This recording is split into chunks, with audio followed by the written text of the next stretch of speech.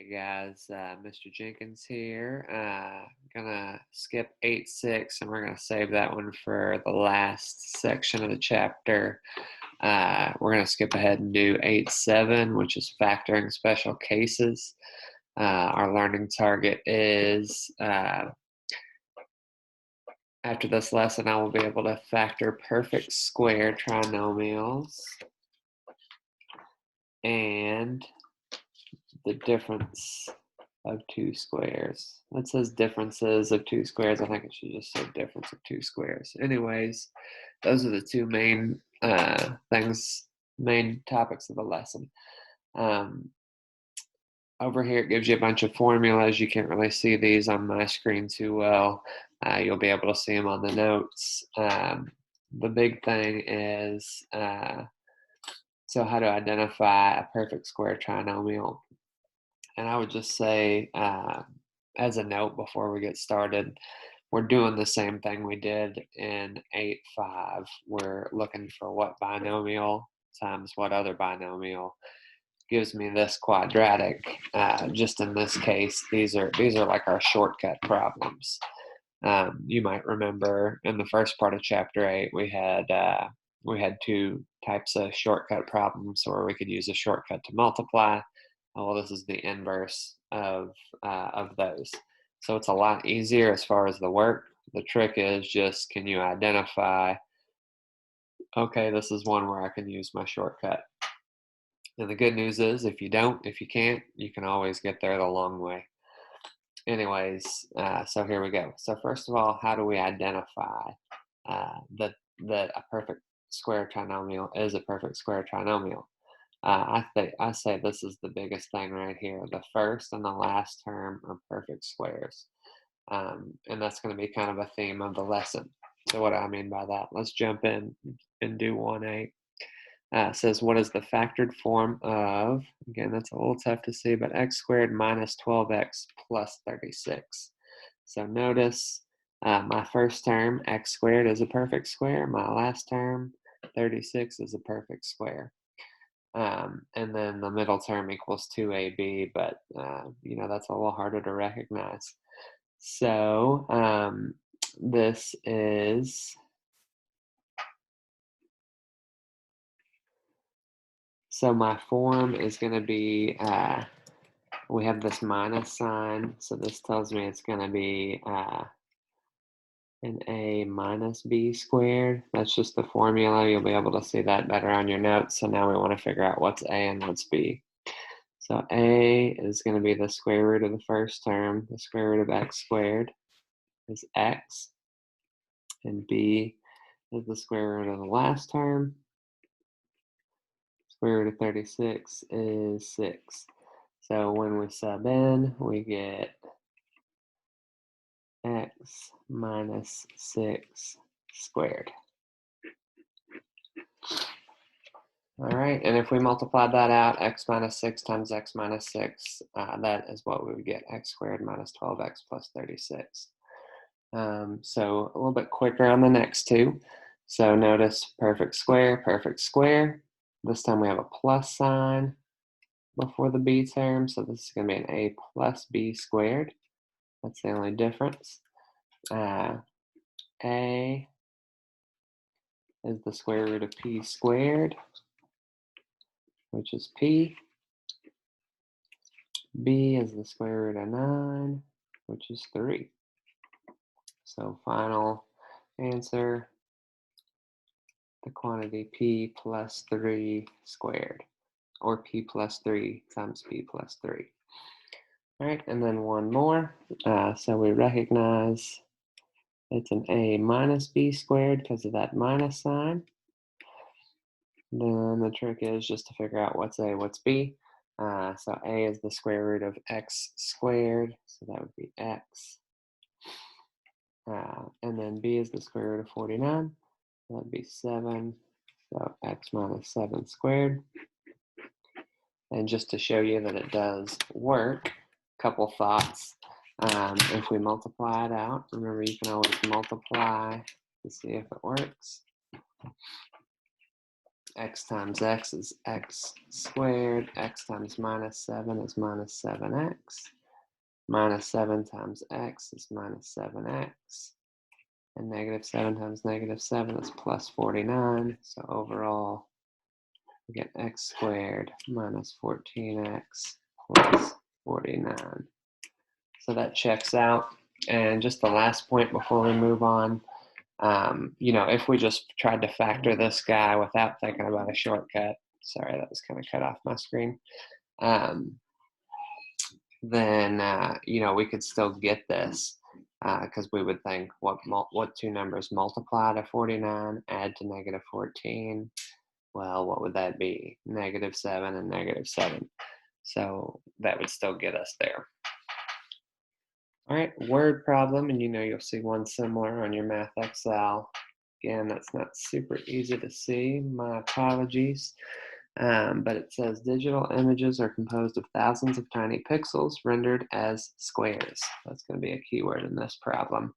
Suppose the area of a pixel is 4x squared plus 20x plus 25. What's the length of one side of the pixel? So obviously we're going to factor to figure that out. I'll remind you that the area of a square is, so it's length times width, but since length and width are the same, we just say it's the length of one side squared. So anyways, if we recognize that as a perfect square and that is a perfect square, that's going to remind us, okay, this is one where we can use a shortcut. The plus sign tells me it's a plus b squared. So now what's a and what's b? Obviously this looks a little different because our lead coefficient is not 1, but we're just going to use our fundamentals and see what we get. So the square root of 4x squared is just going to be 2x.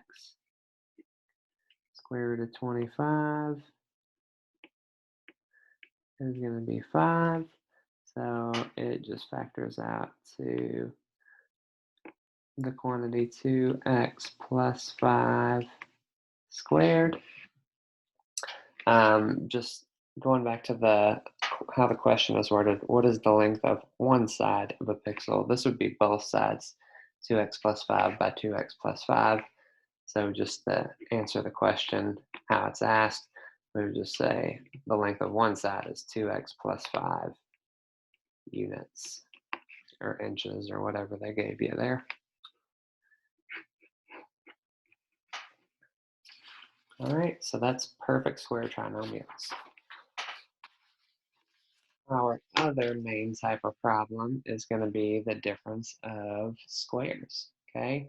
So these are a little bit easier to identify because, well, if you look at all of them, what do you notice that's different? They're all two terms, so we wouldn't really factor out any other two-term type of problem other than this. You can almost guarantee it's going to be a difference of squares. But again, just like the last problem, the first and the last term are perfect squares. Okay, and there are some other things there to help you, but that's the main thing. So anytime you have a squared minus b squared, it always factors out to a plus b times a minus b. So you still have that thing where you're finding a and finding b the same way. So I'm not going to write that formula every time.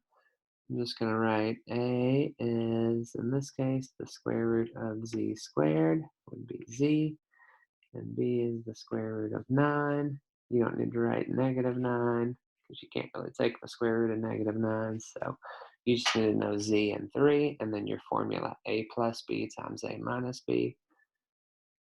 So in this problem, that would be z plus 3 times z minus 3. And in math, I like to use the little, I don't always make my z's like that, but that can be easily confused with a 2, so I like to make that mark. Next one, going to be a plus b times a minus b. So what's a, what's b? A is the square root of b squared, that'd be v. B is the square root of 100, that'd be 10. So simply v plus 10 times b minus 10. You can see these problems are very similar to the last one.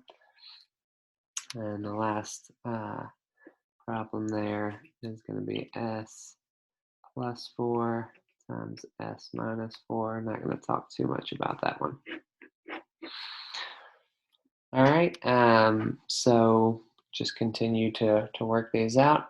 The only thing different about these is that, again, that lead coefficient is not 1. Same type of problem now.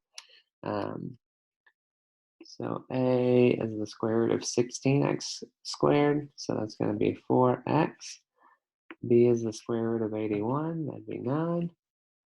And a plus b times a minus b. Next one, a is the square root of that term, which would be 5d. And I'm off the screen, so sorry. Talk you back through that one. So since I worked it out off the screen, we said that a was the square root of 16x squared, which was 4x. B is the square root of 81, which is 9. And so 4x plus 9 times 4x minus 9, same as these up here. Then we got into B. So a was the square root of 25d squared, 5d. B is the square root of 64, that'd be 8. So that tells me my solution is 5d plus 8 times 5d minus 8. And again, I think it's important to not lose sight. You can always multiply that out to see that it does equal this. So I'll go ahead and do that with one of these. So 5d times 5d is 25d squared. 5d times negative 8 is negative 40d. 8 times 5d is plus 40d. And 8 times minus 8 is minus 64. These two in the middle cancel each other out. So what we're left with is 25d squared minus 64. So just a note before we move on, you would be less likely, if you didn't remember the shortcut, you'd be less likely to be able to factor these out because, they just look different. Looking back up, it's 3c. This just doesn't look like our normal quadratic trinomial because it's not. It's a quadratic binomial. So to think about this one, you would almost have to rewrite it as s squared plus 0s minus 16, and then you would say, okay, what multiplies to negative 16 and adds to 0? The key would be, though, knowing that middle term was 0, and that would be plus 4 and minus 4, but if you don't remember the shortcut, less likely to get there the long way on these. Just a thought. Okay, then our last problems, this is the first time we'll see this, but we'll see it a lot with the rest of the chapter. If there is a common factor, a GCF at first, then you must factor that out first. So the GCF always comes first. That's going to be important. All right, so what's the GCF of this example? It looks like 6. So we're going to change that to 6 times the quantity 4g squared minus 1. So now what do we have? We have, now that's a perfect square, where before it was not. So a is going to be the square root of that, which is 2g. And b is the square root of 1, which is 1. So final answer, don't forget your 6 out front. A lot of times people do. 6 times the quantity 2g plus 1 times 2g minus 1. All right, next one, what can we factor out to begin with?